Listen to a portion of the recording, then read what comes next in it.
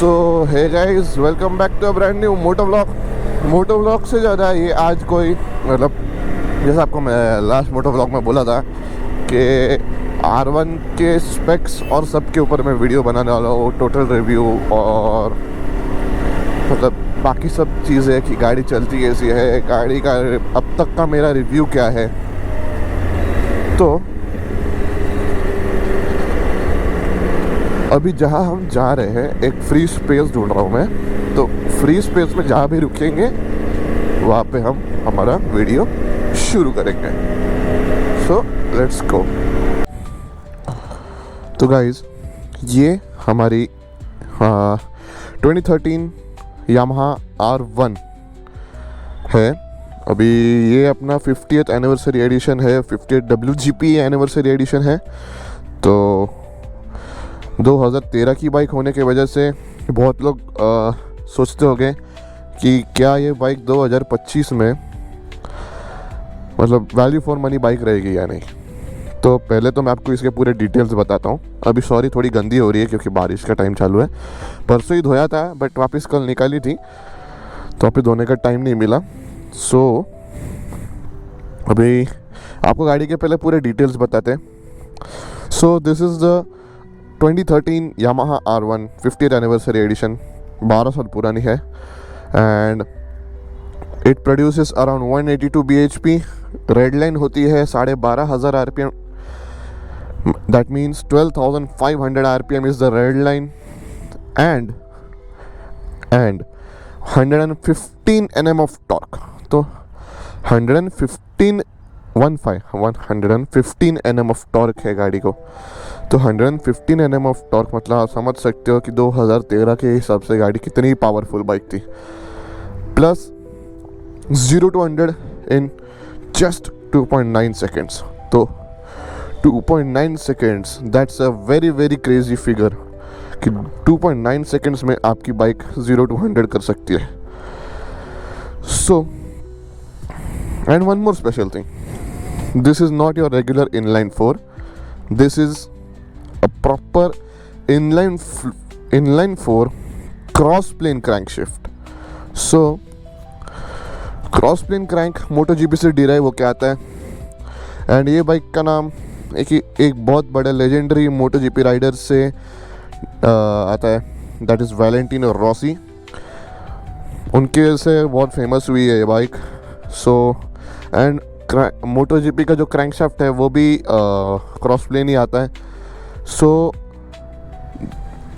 अभी आप अगर डिफ़र करने जाओ तो MotoGP की बाइक्स और रोड लीगल बाइक्स में ज़मीन आसमान का फ़र्क है। एंड बहुत लोगों को मिसकंसेप्शन है कि ये R1 MotoGP ट्रैक पे चलती है। नहीं, R1 अलग है एंड MotoGP की बाइक्स अलग है।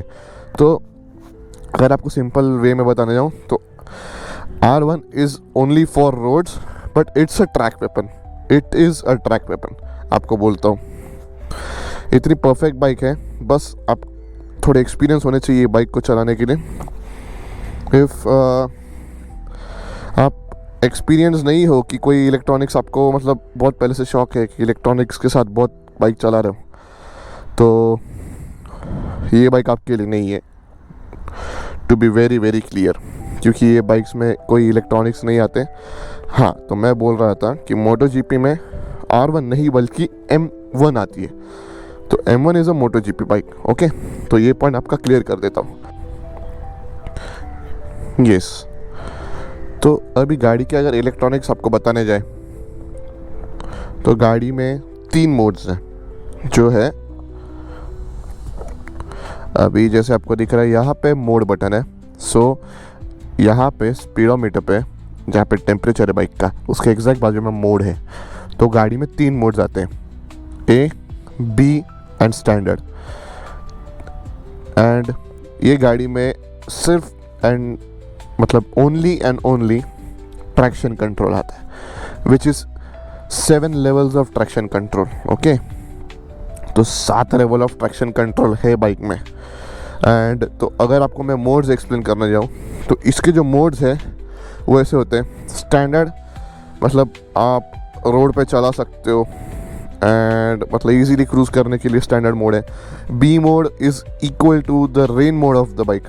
तो रेन मोड बाइक का मतलब बहुत हद तक पावर ड्रॉप हो जाती है। जैसे आपको पता है रेन मोड में क्या होता है, जो अभी लोग देख रहे हैं वो थोड़े बहुत मतलब जानकारी रखते होंगे कि रेन मोड क्या होता है बाइक पे। अगर किसी को नहीं पता तो रेन मोड आपकी बाइक का पावर ड्रॉप कर देता है कि आप इजीली चला सको, मतलब कम पावर में, कि गाड़ी ट्रैक्शन ना छोड़े and all. And A mode is the sport mode of the bike. तो ए मोड पे गाड़ी सबसे ज़्यादा एग्रेसिव चलती है। एंड ए मोड में, बी मोड में और स्टैंडर्ड मोड में ज़मीन आसमान का डिफरेंस है सब चीज़ों में। एंड साउंड भी डिफरेंट करती है हर मोड पे।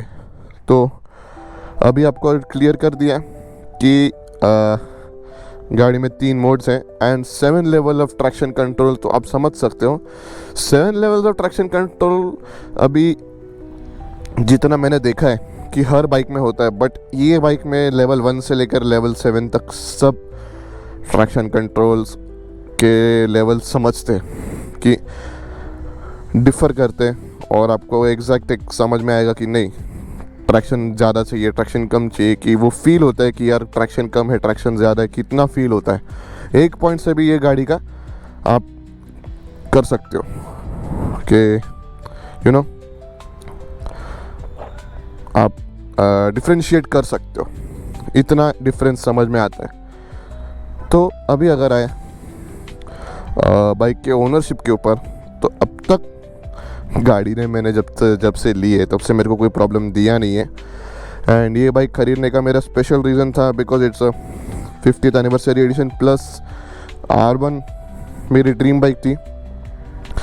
तो R1 खरीदी and I am very very satisfied with the bike. बस थोड़ा हाथ बैठने में टाइम लगेगा, वो भी बिठा लेंगे। एंड जो स्पेशल चीज़ आपको बोलूँ, अगर 50th एनिवर्सरी, आप सब सोच रहे होंगे कि 50th एनिवर्सरी में क्या है, तो इट्स दिस बैजिंग। अब ये बैजिंग में अगर आप देखो, अगर कैमरा दिखा रहा रहेगा, it's 1945th variant out of 2000, मतलब वर्ल्ड में सिर्फ 2000 बाइक्स है एंड आपके बाइक के पास 1945th वर्जन खड़ा है। तो आप समझ सकते हो वर्ल्ड में 2000 मतलब ये बाइक कितनी रेयर है। तो वो हिसाब से ये बाइक मतलब हैंड्स डाउन में तो कभी बेचने का सोचूंगा नहीं, बट सोचूंगा उसको तो बहुत टाइम है। ऐसे तो मन में मैंने कभी रीसेल करने के लिए बाइक ली नहीं थी। प्लस बाइक सिटी मैन्यूवरिंग में ओके, गरम बहुत होती है। तो ओनरशिप रिव्यू में ये बोलूँगा गरम बहुत होती है, क्लच बहुत हार्ड है एंड सिटी में चलाना थोड़ा मुश्किल होता है क्योंकि थ्रॉटल कहाँ ही खोलोगे, फर्स्ट गियर के ऊपर गाड़ी जाती नहीं है। तो वही कारण है। बट हाईवे पे जाओगे तो आप आराम से इसका पुल दे सकते हो। एंड थोड़ी जो नया रहेगा क्रॉस प्लेन को, जो क्रॉस प्लेन क्रैंकशाफ्ट को नया समझ, मतलब जिनको मालूम नहीं है, तो गाड़ियाँ थोड़ी रफ चलती है एंड ये गाड़ियाँ अलग साउंड भी करती है। तो अगर गाड़ी को चालू करके दिखाओ तो गाड़ी साउंड अलग करती है, रेगुलर इनलाइन फोर जैसा आवाज़ नहीं करती। अगर मैं आपको रेव करके बताऊं तो गाड़ी का आवाज़ बहुत डिफरेंट है।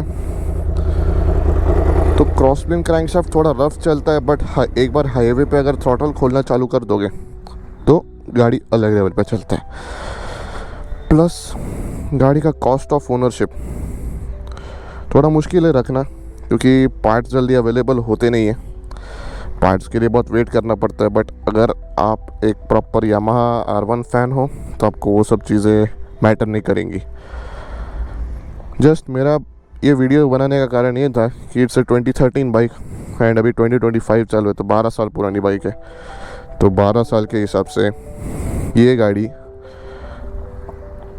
चल सकती है 2025 में, but you have to be an experience rider to ride this kind of a bike, because ABS के नाम पे zero, no ABS, just traction control and the riding modes, that's it. गाड़ी में बाकी कुछ है नहीं बताने को, आपको जितना बताना चाहिए था उतना बताया, जो प्रॉपर इन्फॉर्मेशन देनी चाहिए थी। हाँ, एक मेन इशू जो बाइक्स में रहता है ये बैटरीज़ आपको बहुत तंग करेगी, क्योंकि इसकी एक पर्टिकुलर बैटरी आती है, तो वो बैटरी मंगानी पड़ती है। इट्स अ लिथियम बैटरी, सो बहुत हद तक मुश्किल रहता है इसके बैटरीज को सोर्स करना। मतलब MRP अगर इंडिया में 12,000 है तो आपको डीलर यहाँ पे 20,000 रुपीज़ को देगा। इतना याद रखना ये बाइक अगर कोई ले रहा हो तो। यस, बाकी कोई और इन्फॉर्मेशन नहीं। अगर किसी को टॉप स्पीड जाननी नहीं तो it goes around 300 km/h, 0 to 100 in 2.9 seconds। That's it. 190 section का टायर लगता है पीछे, एंड सर्विस अराउंड फिर 10 to 15,000 के अराउंड हो जाती है। टायर्स महंगे आते हैं, पार्ट्स महंगे आते हैं। तो अगर कोई भी ये बाइक लेने का सोच रहा होगा तो बहुत सोच समझ के लेना, क्योंकि अगर ली और आपके पास सिर्फ इतने ही पैसे हैं कि गाड़ी सिर्फ ख़रीदनी है और घर पे खड़ी रखनी है तो गाड़ी मत लेना, क्योंकि खड़े खड़े ये ज़्यादा खर्चा देगी इंस्टेड ऑफ रनिंग। एंड हाँ, फ्यूल टैंक, अगर किसी का फ्यूल टैंक के बारे में जानना होगा तो गाड़ी का फ्यूल टैंक है 18 लीटर्स का। तो 18 लीटर्स के अराउंड इसमें पावर पेट्रोल बैठते हैं। तो अभी शेल में अगर मैं भरा हूँ तो मेरा फ्यूल में ही लग जाते 2,000 के अराउंड। एंड सिटी में माइलेज मत पकड़ना, 8 से 10 का एवरेज देगी स्टॉक एग्जॉस्ट में। अभी स्टॉक एग्जॉस्ट में है गाड़ी, अभी मैं बहुत जल्दी एग्जॉस्ट भी चेंज करूँगा। तो 8 से 10 का एवरेज सिटी में, हाईवे पे 12 से 13 मैक्सिमम। उसके ऊपर एवरेज मत पकड़ना। अगर कोई एवरेज देख के भी गाड़ी लेना चाह रहा है तो मत लेना, सिंपल। तो गाइस, आई होप आपको ये वीडियो अच्छा लगा होगा। अगर अच्छा लगा होगा तो make sure to hit the like button, subscribe the channel, and I will see you guys in the next vlog. Till then, stay awesome, stay safe, bye bye.